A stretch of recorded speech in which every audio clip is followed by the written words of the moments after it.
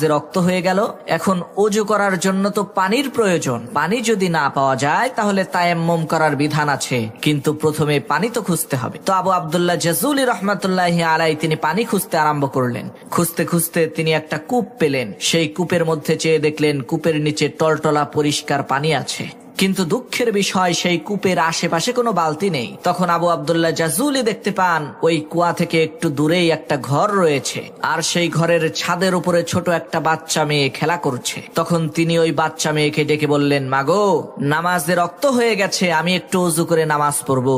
এই কুয়ার আশেপাশে কোনো বালতি দেখতে পাচ্ছি না, তোমাদের ঘরে কি কোনো বালতি আছে নাকি? আমাকে একটু দাও, আমি কুয়া থেকে পানি উঠিয়ে ওযু করব।